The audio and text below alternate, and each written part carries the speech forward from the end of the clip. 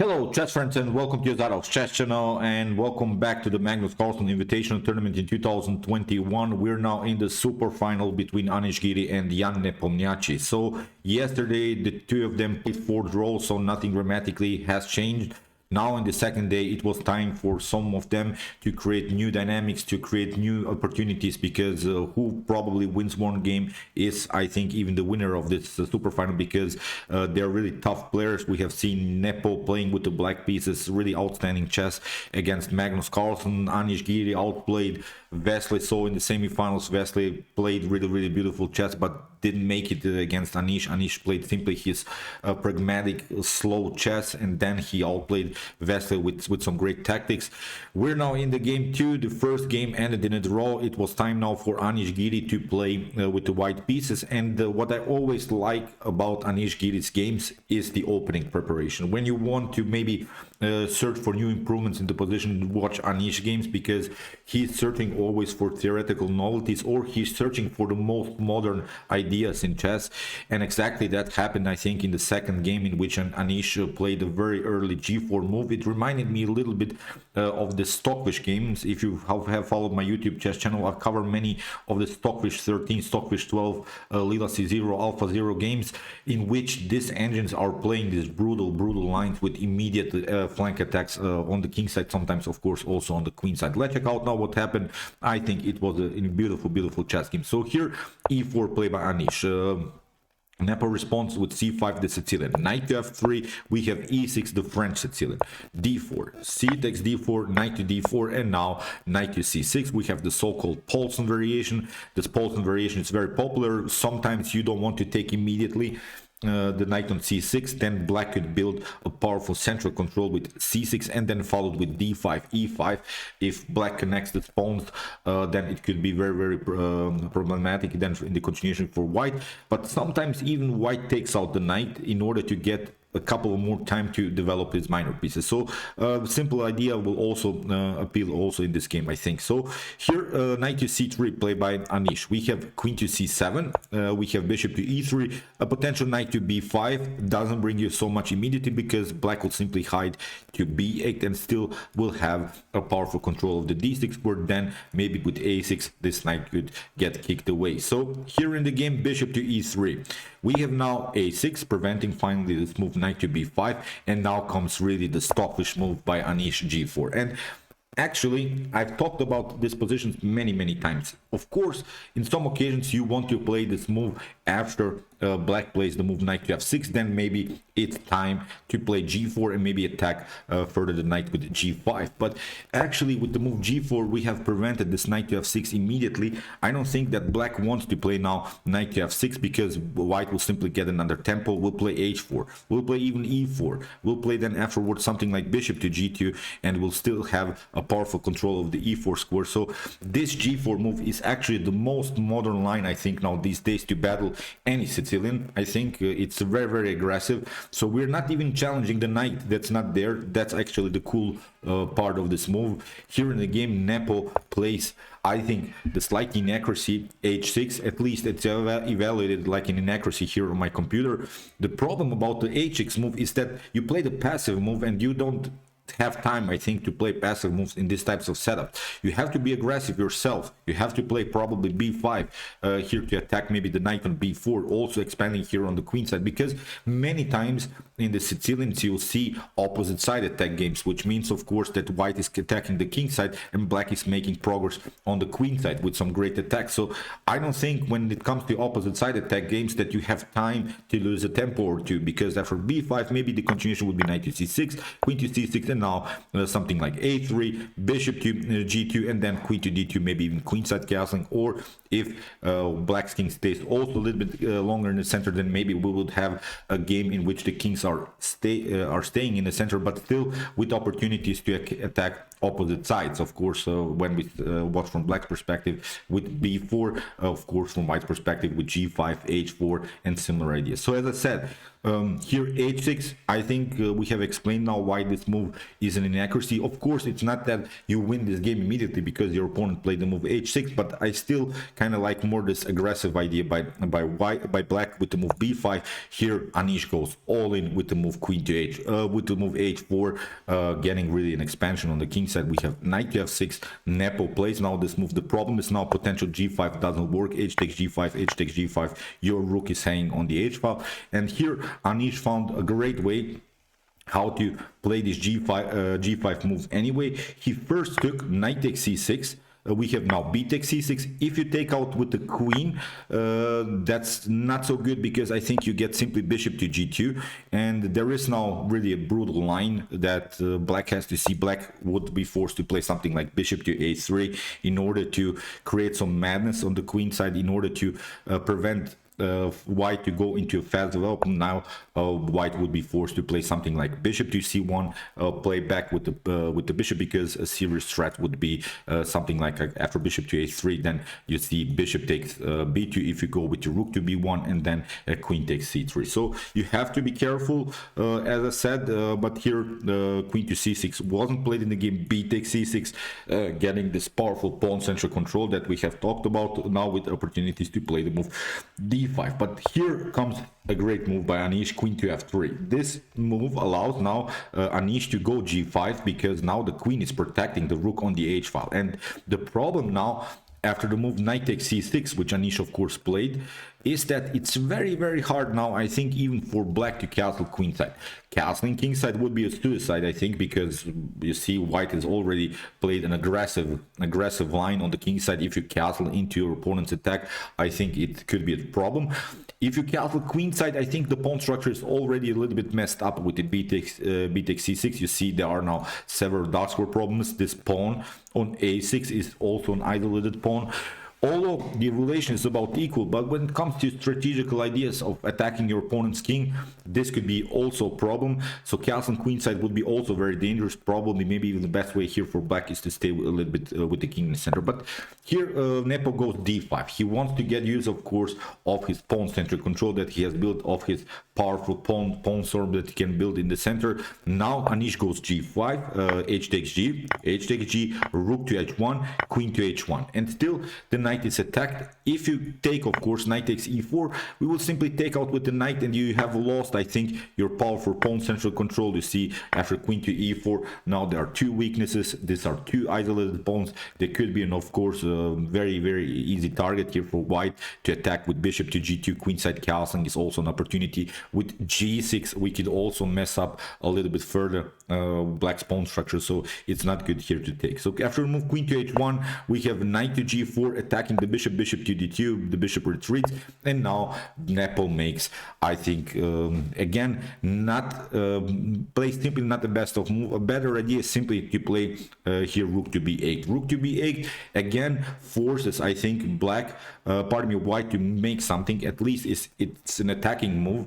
It's not so easy for white now to castle also queenside. As I said, maybe the best way even for black is here to stay with the king in the center. There is now the line, of course, with queen to h5, but still I think black can retreat with knight to e5, and you see now I think we have solved all of our problems. After potential f4, we could go knight to g6, and we would wait simply white to come, because white's king is also in the center, and you see now you have trouble here still around the square b2. If you castle now, also from white's perspective, after a couple of moves here on the king side, you could face also a very annoying queen and rook battery on the b file with the support of the bishop. This could be very risky. So a rook to b8, probably the better move.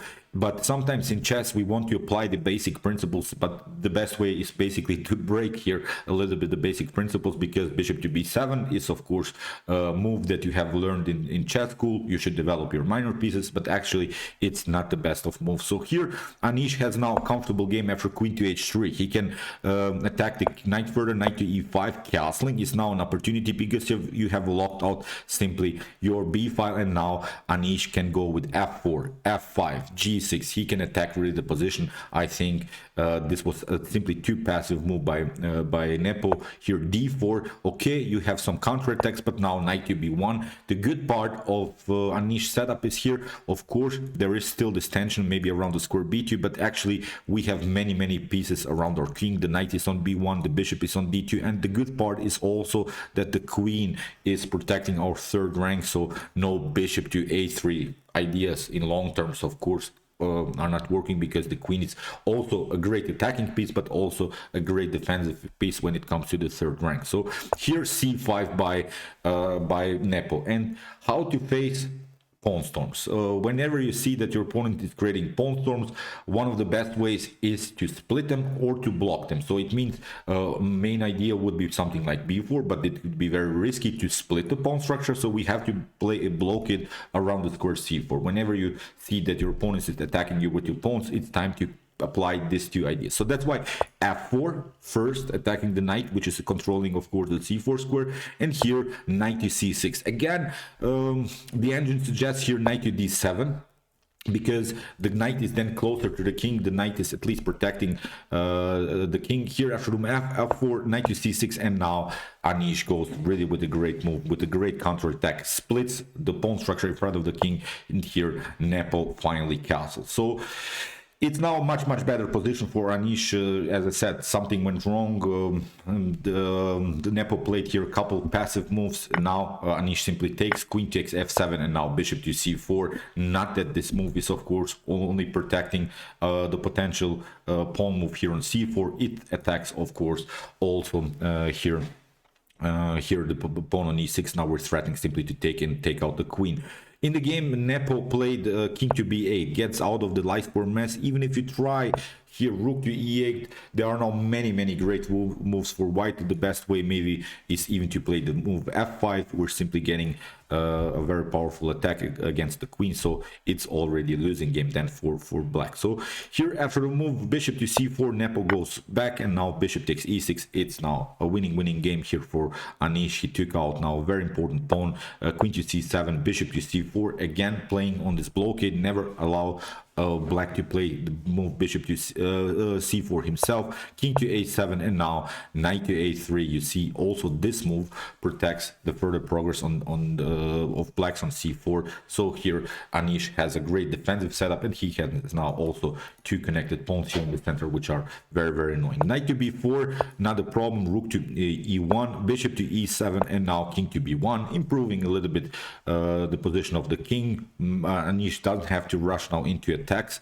Anish can play now a very calm game. Rook to e8, and now e5. Maybe not the best of moves, but it's not a move that gives an advantage for black or something. Maybe better ideas, bishop to d3. If you want to take out, then we can play simply c takes d3, and we could have still a powerful control of the c4 square. But okay, here e5 played by Anish. As I said, it's not that this move is losing. Still the evaluation is +3 for white because of this extra pawn.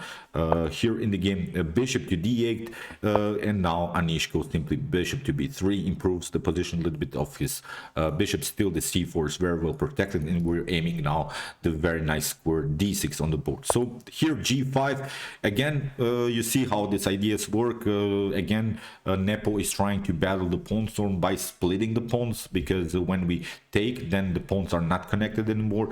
In the game now, knight to c4 played by Anish. Probably a better idea is here to go queen to h5, but it's of course a rapid game, and basically every move for Anish now is good. As again, maybe he's not playing the most accurate move, but still his moves are good. Still these moves are giving him at least some kind of advantage. After move queen to h5, here rook to e7 could be played, but now we can actually take out this pawn. The problem is now the queen still can protect both of them. You can maybe harass a little bit the rook, but it's not a problem. Here knight to c4 will finally happen, and when we cement the knight on d6, basically it's game over. So here after move knight to c4, Nepo takes the pawn, but still we can take the pawn, and now maybe there are even some discovered attacks possibilities with e6 attacking the queen. So far not, but as a long-term plan also it could work. So knight to d5, we have bishop to d2.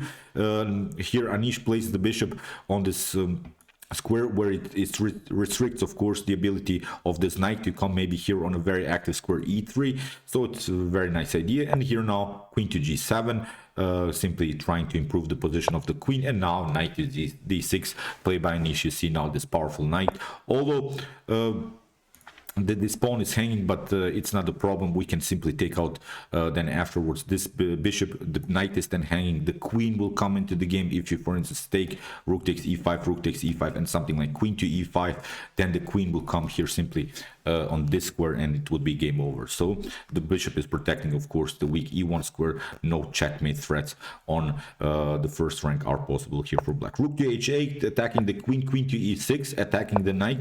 We have a now counterattack by Nepo, bishop to h4, but it's not a problem. Still, Anish can hide. Again, there are maybe some better moves with rook to f1.